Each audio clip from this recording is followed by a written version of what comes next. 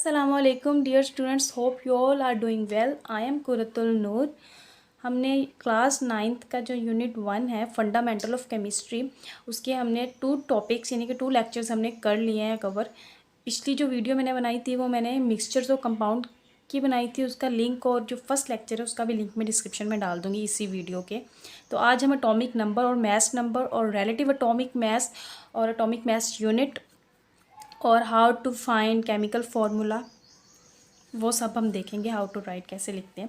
तो सबसे पहले हम एटॉमिक नंबर और एटॉमिक मैस नंबर को देख लेते हैं। एटम, सबसे पहले एटम को देखते हैं कि एटम क्या है। Atom element, atom smallest particle है किसी भी एलिमेंट का, और एटम के अंदर सारी प्रॉपर्टीज़ होती हैं एलिमेंट की। एटम जो से होता है सब एटॉमिक पार्टिकल से बना होता है। सब एटॉमिक पार्टिकल्स कौन कौन से हैं? हमारे पास इलेक्ट्रॉन्स हैं, प्रोटॉन्स हैं और न्यूट्रॉन्स हैं। इलेक्ट्रॉन्स के ऊपर नेगेटिव चार्ज होता है, प्रोटॉन के ऊपर पॉजिटिव चार्ज होता है, न्यूट्रॉन के ऊपर कोई चार्ज नहीं होता। और जो हमारे पास एटम का स्ट्रक्चर है, ये शेल्स हैं हमारे पास। शेल्स के अराउंड जो से हैं वो न्यूक्लियस के अराउंड जो से हैं वो इलेक्ट्रॉन्स, यानी कि शेल्स के ऊपर जो से होते हैं वो इलेक्ट्रॉन्स रिवॉल्व कर रहे होते हैं। और जो न्यूक्लियस के अंदर होता है, ये न्यूक्लियस है एटम के अंदर जो न्यूक्लियस है उसके अंदर प्रोटॉन्स और न्यूट्रॉन्स होते हैं। प्रोटॉन हमारे पास पॉजिटिव चार्ज होता है, न्यूट्रॉन हमारे पास नेगेटिव चार्ज होता है। इलेक्ट्रॉन के ऊपर नेगेटिव, न्यूट्रॉन के ऊपर कोई चार्ज नहीं होता, इलेक्ट्रॉन के ऊपर नेगेटिव चार्ज होता है। उसके बाद एटॉमिक नंबर क्या है कि हमारे पास एटम के अंदर जो न्यूक्लियस होता है ना, उसके अंदर जो प्रोटॉन्स होते हैं उसी को हम एटॉमिक नंबर कहते हैं। यानी कि किसी भी एलिमेंट का, जैसा सोडियम है उसका एटॉमिक नंबर अगर 11 है तो उसके नंबर ऑफ़ प्रोटॉन्स भी 11 ही होंगे और नंबर ऑफ़ इलेक्ट्रॉन्स भी 11 होंगे। नंबर ऑफ़ न्यूट्रॉन्स डिफरेंट होंगे, वो हम आगे जाके फाइंड करेंगे। किसी का सेम भी आ जाते होते हैं। तो एटॉमिक नंबर क्या है? The atomic number of an element is equal to the number of protons present in the nucleus of its atom. यानी कि किसी भी atomic number of an element equal होता है नंबर ऑफ प्रोटॉन्स के, यानी कि न्यूक्लियस के अंदर जितने प्रोटॉन्स होंगे उसका उतना ही एटॉमिक नंबर होगा। यानी कि हम ये भी कह सकते हैं कि जितना एटॉमिक नंबर है किसी भी एलिमेंट का उतने ही नंबर ऑफ प्रोटॉन्स होंगे और उतने ही नंबर ऑफ इलेक्ट्रॉन्स होंगे। और एटॉमिक नंबर को हम रिप्रेजेंट करते हैं Z से।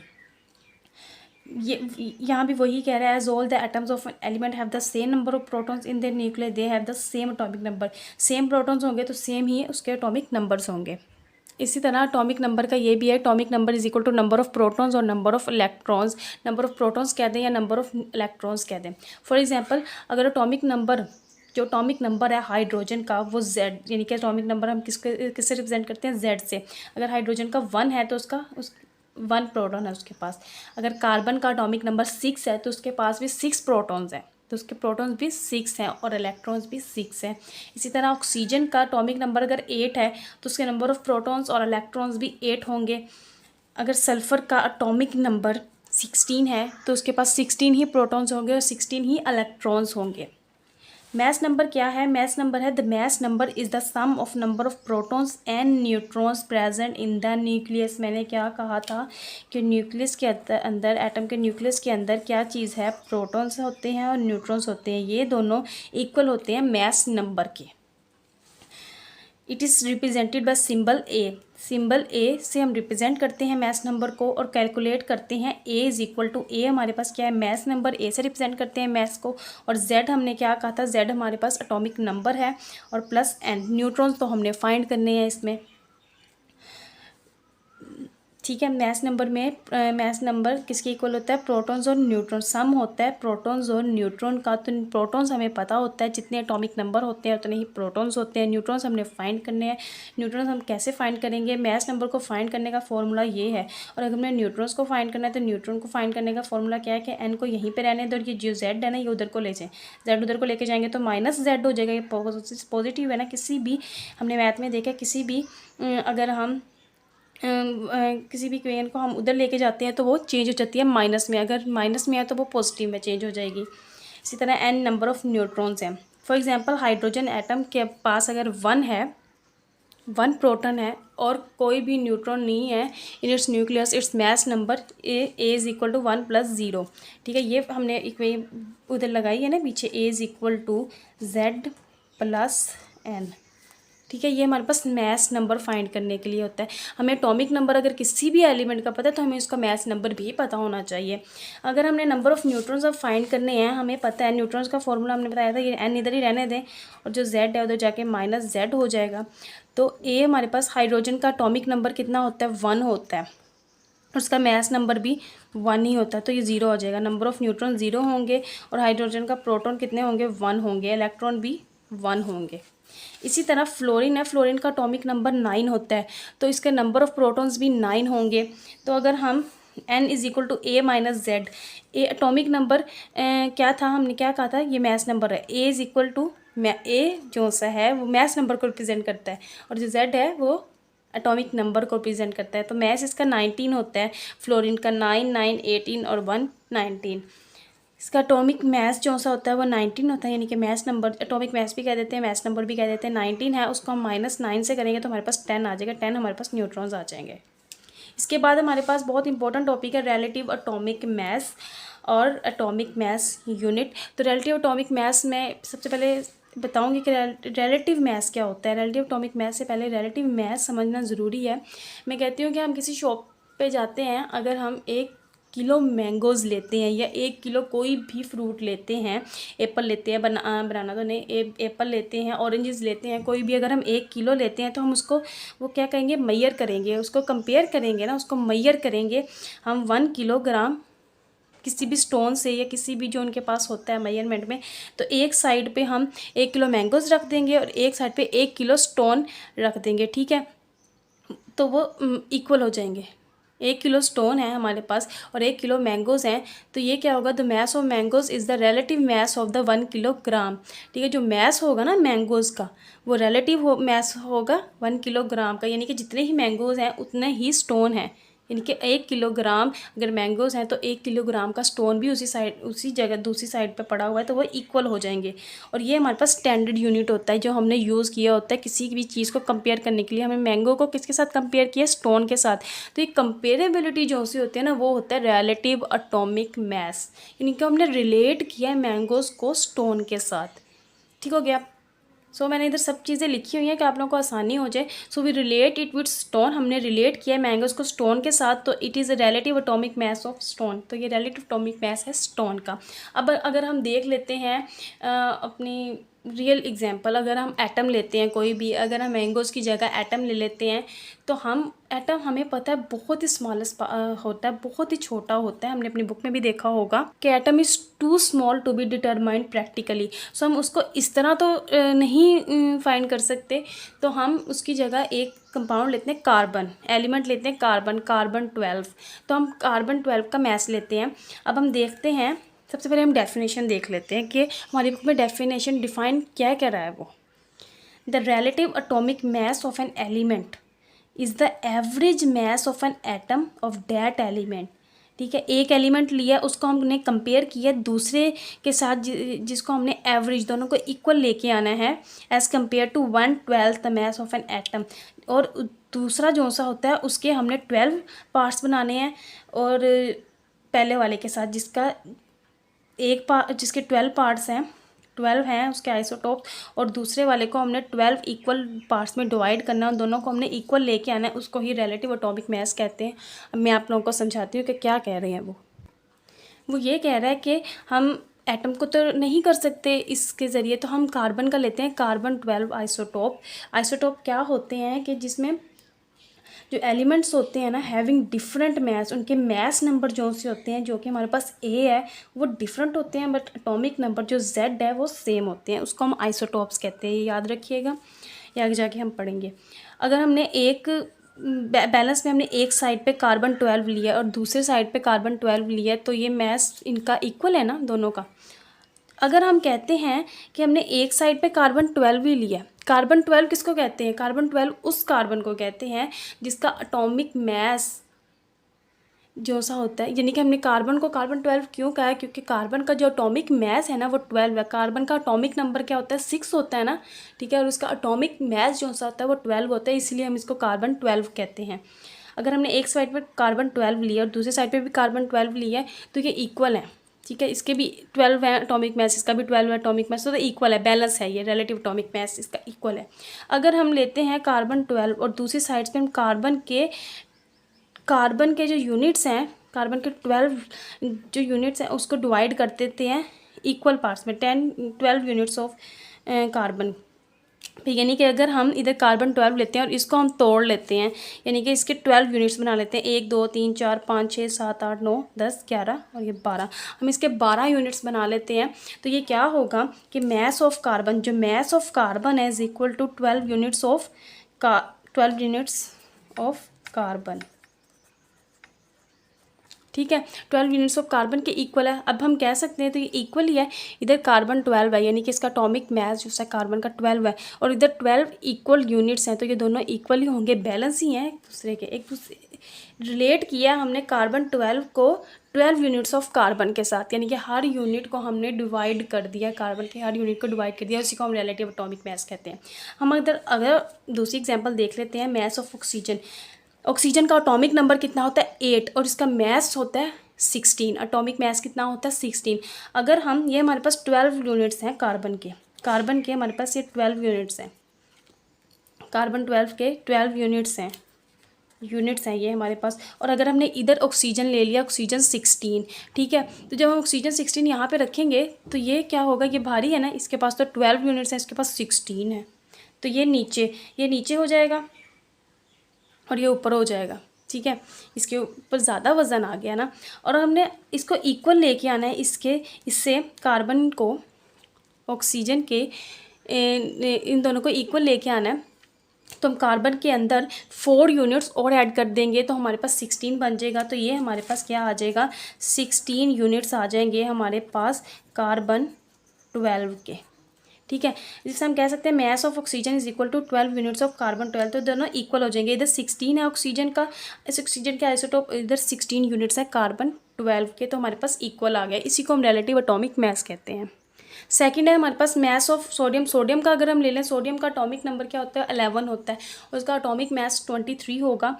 तो अगर हमने सोडियम का 23 इधर लिखा है, तो इधर अब हमने लिखे हैं, इधर हमारे पास कितने थे 12, सॉरी इधर हमारे पास अगर हमने ऑक्सीजन का भी देखा है, या हम उसका ही देख लेते हैं, कार्बन का ही हमारे पास 12।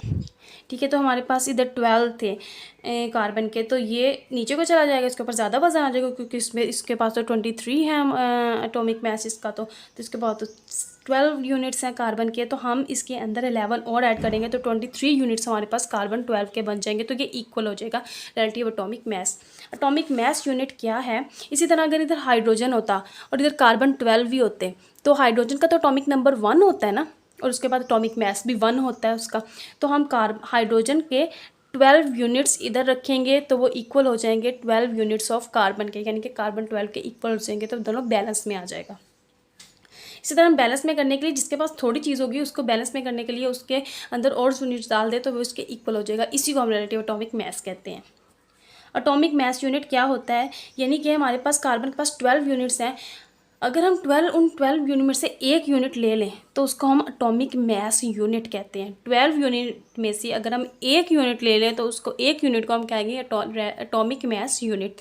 The unit for relative atomic mass is called atomic mass unit, और इसको हम रिप्रेजेंट करते हैं AMU से। Atomic mass unit AMU is equal to 1/12 carbon, यानी कि एक यूनिट जो सा है वो 12th कार्बन के इक्वल है। 1 एटॉमिक यूनिट जो सा है 1/12 वो 12th कार्बन के लिए एक जो सा है यूनिट वो एटॉमिक मास यूनिट है, उसको ही हम कहते हैं रिलेटिव एटॉमिक मास यूनिट के इक्वल है। और 1 AMU किसके इक्वल होता है, जो एक यूनिट है कार्बन का वो 1.66 × 10⁻⁻24 ग्राम के इक्वल है। अगर हम इसको ग्राम में लेते हैं तो ग्राम आ जाएगा।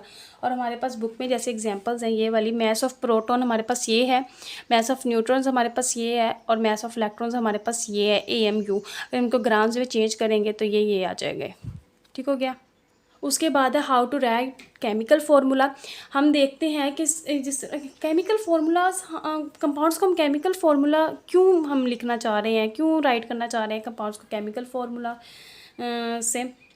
तो जिस तरह हम देखते हैं कि एलिमेंट्स को, जो एलिमेंट्स हैं हमारे पास सोडियम, मैग्नीशियम, कैल्शियम, ब्रोमीन जो भी हैं, इनको हम सिंबल से रिप्रेजेंट करते हैं ना, Na से, K से, Ag से, नाइट्रोजन, N से, ऑक्सीजन से, O से, तो हम इनको सिंबल से रिप्रेजेंट करते हैं। इसी तरह एलिमेंट्स जो से होते हैं 2 और 3 एलिमेंट्स मिल के कंपाउंड बनाते हैं, तो कंपाउंड्स को हम भी तो किसी से रिप्रेजेंट करेंगे ना, तो उसको हम केमिकल फार्मूला से रिप्रेजेंट करते हैं। केमिकल फार्मूला कैसे लिखते हैं, उसके स्टेप्स हैं 5, तो हम देखेंगे, आपको इजीली अंडरस्टैंड हो जाएंगे।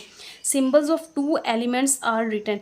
जो एलिमेंट्स के, अगर हमने 2 एलिमेंट्स लेने हैं, कोई भी 2 या 2 से ज़्यादा एलिमेंट्स जब हम लेंगे ना, उनको लिखेंगे, मैंने कि 2 ही लेते हैं वैसे ज़्यादातर, अगर हम 2 एलिमेंट्स लेंगे उनको लिखेंगे side by side in the order of positive ion first and negative ion second. वो क्या कह रहे हैं, हमने 2 आइंस लेने हैं, अभी इसके ऊपर की चार्ज छोड़ दें। हमने 2 एलिमेंट्स लिए हैं, सोडियम, क्लोरीन, कैल्शियम, ऑक्सीजन, ठीक है। हमने ये 2 एलिमेंट्स लिए हैं, वो कह रहे हैं उनको साइड बाय साइड लिखें, एक जैसे सोडियम क्लोराइड, इनको एक साथ लिखते हैं, साइड बाय साइड लिख लिया। उसके बाद वो कह रहे हैं in order of positive ion first, positive ion सबसे पहले आना चाहिए और फिर नेगेटिव आइन बाद में आना चाहिए। हमें पता है कि सोडियम के ऊपर +1 चार्ज होता है, इधर मैंने सारे लिखे हुए हैं तो मैं आप लोगों को बताती हूँ। +1 चार्ज होता है, क्लोरीन के ऊपर -1 चार्ज होता है, कैल्शियम के ऊपर +2 चार्ज होता है और ऑक्सीजन के ऊपर -2 चार्ज होता है। तो जो पॉजिटिव साइन है उसको फर्स्ट लिखेंगे, यानी कि सोडियम के ऊपर पॉजिटिव है तो उसको पहले लिखेंगे, और क्लोरीन के ऊपर नेगेटिव है तो उसको बाद में लिखेंगे। इसी तरह दूसरी देख लेते हैं, कैल्शियम के ऊपर पॉजिटिव है तो उसको पहले लिखेंगे, और ऑक्सीजन के ऊपर माइनस है तो उसको बाद में लिखेंगे। इसे पॉजिटिव फर्स्ट लिखेंगे और नेगेटिव को बाद में लिखेंगे। क्या कह रहा है, 2 एलिमेंट्स हमने लेने हैं, उनको साइड बाय साइड लिखना है, उसके बाद पॉजिटिव को फर्स्ट लिखेंगे और नेगेटिव को बाद में लिखेंगे। अगला स्टेप क्या क्या है, valency of each is written on the top right corner, यानी कि किसी भी एलिमेंट की जो वैलेंसी होगी उसको टॉप राइट कॉर्नर में लिखेंगे। वैलेंसी क्या है, अपेरेंट चार्ज होता है किसी भी एलिमेंट का, एलिमेंट जो है सोडियम, मैग्नीशियम, पोटाशियम, किसी भी एलिमेंट का जो अपेरेंट चार्ज होता है कब आता है, टू लूज़ और गेन, यानी खोने से या लेने से जो किसी भी एटम से इलेक्ट्रॉन आता है उसको हम वैलेंसी कहते हैं। यानी कि इलेक्ट्रॉन्स लूज़ करेगा तो हमारे पास पॉजिटिव चार्ज आएगा, इलेक्ट्रॉन गेन करेगा तो हमारे पास नेगेटिव चार्ज आएगा, इसी को हम वैलेंसी कहते हैं। तो वो कह रहे हैं वैलेंसी को अपने टॉप राइट कॉर्नर पे लिखना है। क्या कह रहा है, सोडियम है, सोडियम के ऊपर सोडियम ने 1 इलेक्ट्रॉन लूज़ किया तो उसके ऊपर पॉजिटिव साइन आ गया। सोडियम की वैलेंसी वैसे भी +1 होती है, आप लोगों को सारी याद रखनी पड़ेगी। सबसे पहले हम देखते थे, ये टॉप है, ये हमारे पास बॉटम है, ये हमारे पास राइट है और लेफ्ट है। वो क्या कह रहा है, टॉप राइट कॉर्नर पे लिखना है वैलेंसी। क्या कह रहा है, valency of each is written on the top right corner, ठीक है। टॉप राइट कॉर्नर पे हमने लिखना है, टॉप और राइट कॉर्नर पे हमने इधर +1 इसका चार्ज लिखना है। टॉप राइट कॉर्नर क्लोरीन है, -1 इसका चार्ज होता है, कैल्शियम का +2, टॉप राइट कॉर्नर पे हमने इनकी वैलेंसी लिखनी है। दूसरा स्टेप तो ये हो गया। उसके बाद क्या कह रहा है, the valency of each ion is brought to lower right corner of another, यानी कि जो वैलेंसी होगी जब वो कैंसिल होंगी दोनों की तो हम उसको नीचे लिखेंगे, यानी कि लोअर राइट कॉर्नर पे लिखेंगे। जो लोअर होगा ना बॉटम का राइट, ये वाला कॉर्नर नीचे। क्या कह रहा है, सोडियम की +1 वैलेंसी होती है और क्लोरीन की -1 वैलेंसी होती है। तो यानी कि जब इनका क्रॉस करेंगे ये वाली वैलेंसी इधर आ जाएगी और ये वाली वैलेंसी इधर आ जाएगी। वैसे तो ये -1 +1 है तो दोनों तो क्रॉस हो जाएंगे, तो इनके ऊपर तो कोई भी चार्ज नहीं आएगा ना। इसी तरह कैल्शियम है और क्लोरीन है, कैल्शियम के ऊपर +2 चार्ज होता है और क्लोरीन के ऊपर -1 चार्ज होता है। बच्चों ये सारे याद रखने पड़ेंगे आप लोगों को वैलेंसीज, फिर ही आप लोगों को इसकी समझ आएगी। ये -1 जब हम इन दोनों का क्रॉस करेंगे तो इसका जो चार्ज है -1 वो इधर आ जाएगा और इसका जो चार्ज है +2 वो इधर आ जाएगा, ठीक है। तो इसका जो चार्ज है क्लोरीन का ऊपर -1 होता है ना, अगर 2 है ना, इसका 2 के साथ इसको मल्टीप्लाई करेंगे तो 2 इधर आ जाएगा ना। 2 हमने कहा है कि इनकी जो वैलेंसीज हैं उनको हमने लोअर राइट कॉर्नर पे लिखना है, इधर लिखेंगे 2 और -1 तो लिखने की जरूरत नहीं है, कैल्शियम क्लोराइड आ जाएगा। इसी तरह बेरियम क्लोराइड है हमारे पास, बेरियम के ऊपर +2 चार्ज होता है, क्लोरीन के ऊपर -1 होता है, क्रॉस मल्टीप्लाई करेंगे +2 यहाँ पे आ जाएगा, -1 लिखने की ज़रूरत नहीं है, ये इसके साथ मल्टीप्लाई होगा और -1 इसके साथ मल्टीप्लाई होगा तो +2 को -1 इसके साथ तो नहीं, इसकी वैलेंसी इधर चली जाएगी, इसकी वैलेंसी इधर चली जाएगी, ठीक हो गया। उसके बाद है इफ़ वैलेंसीज आर सेम, अगर वैलेंसी सेम है, वही चीज़ कह रहा है ऊपर जो एक्सप्लेन कर लिए, valencies are same they are offset, cross हो जाएंगी and not written in the chemical formula में नहीं लिखी जाएंगी। वो क्या कह रहा है कि अगर दोनों की सेम है, जैसे +1 और -1 दोनों की सेम है तो इनकी कट हो जाएंगी, तो NaCl इसमें कोई भी नहीं लिखी जाएगी, ठीक है। जिस तरह हम ले लेते हैं कैल्शियम +2 होता है, ऑक्सीजन -2 होता है हमारे पास। तो इनकी क्रॉस मल्टीप्लाई जब हम करेंगे तो क्या आएगा, कैल्शियम ऑक्साइड, यानी कि -2 इधर आ जाएगा और +2 इन दोनों का, +2 और -2 कट गया। इस तरह -1 +1 होता है, ये दोनों कट जाते हैं ना, 0 ही आता है। अगर +1 +1 तो +2 हो जाएगा, -2 -1 -1 होता तो -2 हो जाता। इसी तरह यही कह रहा है, ठीक है। कैंसर अदर वैलेंसीज, क्लोरीन है -1 valency, than chlorine is Cl2 हो गया। उसके बाद लास्ट स्टेप जो सा कह रहा है वो क्या कह रहा है, if the ion is a combination of 2 और मोर एटम्स इज कॉल्ड रेडिकल। अगर आयन्स, जो आयन्स होते हैं, आयन्स क्या होते हैं, किसी भी कंपाउंड, किसी भी एटम के ऊपर अगर जो आयन हमें दिखेगा -3 -2, तो वो हमारे पास आयन, जो माइनस में होगा वो आयन होगा हमारे पास, ठीक है। आयन्स किस कम्बिनेशन होता है, 2 और मोर एटम्स, यानी कि फॉस्फोट और ऑक्सीजन 2 एटम्स हैं, इनसे वो मिलकर बना है तो वो रेडिकल होता है। यानी कि PO4 -3 फॉस्फोट होता है और SO4 -2 सल्फेट होता है। हमें पेपर में दिया जाता है फॉस्फेट के ऊपर कितनी वैलेंसी होती है, -3, और सल्फेट के ऊपर कितनी वैलेंसी होती है, इसके ऊपर -3, इसके ऊपर -2 सल्फेट के ऊपर। तो ये कह रहा है कि अगर हम कोई भी एलिमेंट लेते हैं, एलुमिनियम जिसके ऊपर +3 वैलेंसी है, एलुमिनियम की +3 वैलेंसी होती है।